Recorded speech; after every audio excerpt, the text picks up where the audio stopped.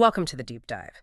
Today, we're doing something a little different. We're focusing our entire mission on analyzing just one singular but incredibly powerful primary source. And it comes at a major inflection point. We're talking about a reflective address, a prayer, really, Hmm. given by Reverend Sun Myung Moon on January 1st, 1980. Exactly, the start of a new decade. And he's looking back at the 1970s, which the movement saw as a time of, huge global expansion, but also just constant conflict and persecution. Right, so it's not just a New Year's speech. It's this urgent spiritual reckoning. It's an inventory of all the suffering they've been through. And it immediately pivots. It becomes this aggressive, very detailed blueprint for what they expect in the 1980s. And the scene is New York City, 1980. While everyone else is moving on from disco, the tone here is just profoundly serious. There's this sense of gratitude to God, of course, but it's soaked in historical regret. Immense regret, not just for his own life, but for all of history. And it sets up this powerful justification almost. That because they've endured the worst, they are now uniquely positioned to prepare for the best. And for you listening to this, it's really crucial to understand what this source is doing. We're going to analyze the claims here, the logic. We're looking at the blueprint that's being presented, not, validating the theology itself. Right. Because it's part memoir, part manifesto. It weaves his unpersonal story, the fate of Korea, and this cosmic global destiny all into one narrative. Okay, let's unpack this. We really have to start at the beginning of the story he lays out, the path that led to the movement's founding in 1960. And right from the jump, the language is so intentional. He frames Korea's role as this act of divine mercy. Out of all the nations, God, and I'm quoting here, remembered the miserable nation of Korea. Wow, miserable nation. Exactly. And from that nation, he says he was summoned from humble surroundings. So you see the theme right away.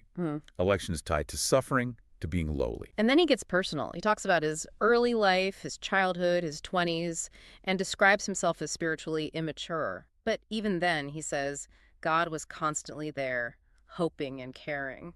It's an unbroken chain. But what's so striking is how fast his personal story connects to the national one. By his 20s and 30s, he says he wasn't worried about himself. What was he worried about? The fate of Korea, the future tragedy of her people, the personal mission and the national mission are, right from the start, completely fused. There's a really specific date he brings up, October 14th, 1950. He calls it a situation of life and death. Yes, and in that moment, he says he received the joyful gift of life. That single event, that life-or-death intervention, is presented as the catalyst for everything that follows. And from there, he goes to South Korea, which he calls the land of regret and sorrow. Again, that language, the anguish, the historical weight, it's all part of the movement's DNA. This whole period, this foundational time, is summed up as a 10-year course of blood and sweat. 10 years of just grueling, painful effort. And it all culminates in the 1960 Holy Matrimony. It's a foundational event, but he makes a point to say how humble it was. He does. He says it was just a small handful of lonely people gathered together in one small place in Jungpadong. No grand ceremony, no big recognition. And that small, humble event is the launch pad. It's the moment they formally announce the start of the 3 7-year courses. And that's where the movement's whole strategy shifts. They go from just, enduring suffering to actively, strategically organizing history to achieve a specific victory. So let's get into that. The 1960s and 70s, these 3 7-year courses. For anyone listening, how should we even think about these? Are they like spiritual goals, or are they more like operational plans? They're really both. You could almost think of them as 3 back-to-back strategic plans, like a corporation or an army would have. But the battlefield is spiritual. The goal was to systematically indemnify history. Okay, hold on. Indemnify, that's a really specific word. What does that actually mean in this context? Indemnification here means paying a spiritual debt. It's about reversing historical mistakes through some kind of sacrifice or suffering, which then allows God to move forward. It's a process of restitution. Got it. Atonement. So what was the first 7-year course, the first phase, meant to atone for? The first one, starting in 1960, was very internally focused. The source says it was about paving the way for Mother and indemnifying Children's Day and the Day of All Things. Well, family-focused. Very. And more than that, it was about addressing what he calls the regrettable path of Adam and Eve, the original failure. This phase wraps up in 1968 with the proclamation of God's Day. And right after this internal work, they seem to run headfirst into a wall. The second course, starting in 1970, sounds like it was defined by hardship. It was.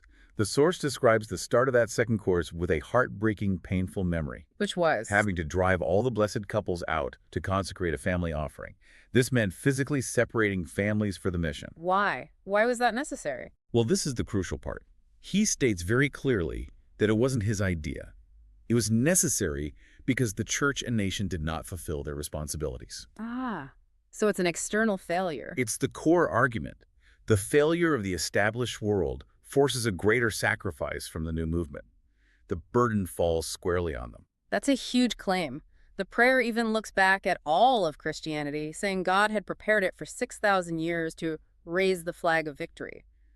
But it failed. How does he justify saying that? He argues that the established churches, the ones who were supposed to get it, instead fell into the bosom of Satan. The language is severe. He says they all collapsed into the dungeon of historical regret. And what's the theological reason for this massive failure? It comes down to a very specific concept. They failed to fulfill man's 5% portion of responsibility. 5%. Let's zoom in on that phrase. It's such a small number. What does that 5% represent? In the theology here, God does 95% of the work. God provides the grace, the framework, everything. But humanity has to voluntarily offer that final 5%.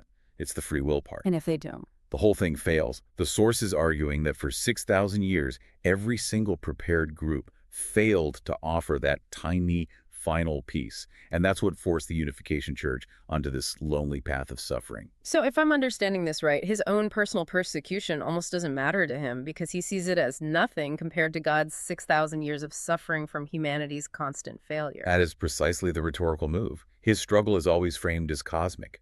Persecution becomes proof of his mission because he's suffering for God. And that brings them right into the third 7-year course, the 1970s. Right. So after the family and tribal work is done, he leaves Korea in 1971 to begin the worldwide course. And the center for that is the USA. Yes, described pointedly as the center of the democratic world. And the 1970s in America, that was a time of huge public rallies, but also just intense conflict and controversy for them. Absolutely. The source basically summarizes that entire decade as being defined by tears, persecution, suffering, and unfairness, a constant, brutal fight. Which brings us right up to the moment of this prayer. The end of the 70s, the dawn of the 80s. He declares that they've won a victory, but he's very, very careful about how he frames it. The humility here is, I think, very strategic. He states clearly that this victory is not for the church, and it's not for him personally. He says, it is only your victory, meaning God's victory. And attributing all the success to God is the necessary prelude to what he's about to announce. Exactly.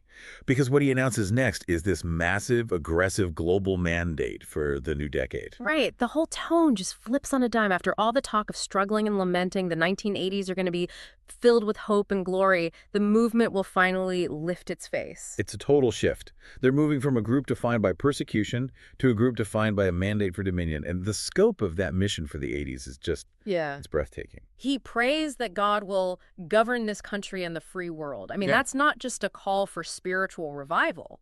That is an immediate global political goal. And it's spiritual warfare, too. He wants to achieve the realm of victory for the resurrection of life by trampling down death. And all of this retroactively justifies the past suffering. How so? Because the goal for the 80s is to finally fix history, to soothe God's 6,000-year accumulation of lament and sorrow, and to fulfill the mission that he says Christianity failed to do for 2,000 years. They're claiming to be the course correction for all of history. Explicitly. So if that's the grand cosmic mission, how does that actually translate down to the average member on January 1st, 1980? He must give them something concrete to do. Oh, he does. He gives them a very specific, actionable, and memorable motto for the year. And what is it? The 1980 motto is declared as, "Home church is the base of the kingdom of heaven." Home church. Okay. This is the ground-level mandate. And it marks a fundamental shift away from the big rallies and media campaigns of the 70s and toward intensely local physical work. Let's ground that for the listener. What did home church actually mean in practice? What were they supposed to do? It was essentially a hyperlocal mission. A member might be assigned a specific territory, say a neighborhood of 360 homes, and that was their responsibility. So they had to get to know everyone. Yes, they were supposed to live there, serve the community, build relationships, and create a physical, familial base in that territory. The idea was to build a tiny, tangible piece of the kingdom of heaven on earth, to prove the principles worked locally before they could be applied globally. Wow. And the source document, the prayer, it's pretty clear about the level of commitment this requires, isn't it? Incredibly explicit. The success of the whole decade, he says, depends on the members' willingness to invest their effort in what he calls bloody strife to expand our artistic foundation. Bloody strife. That's intense language. It is. He tells them not to complain, but to be thankful for the chance to invest their utmost effort, to present themselves as living offerings. The suffering of the 70s wasn't over. It was being codified into the requirement for the expansion in the 80s. So if we pull back, what does this all mean? Our deep dive seems to reveal this critical moment where a movement takes a decade of persecution and conflict and transforms it. It forges it into a spiritual mandate, a justification for massive political and familial action in the next decade. So the source creates this urgent historical line.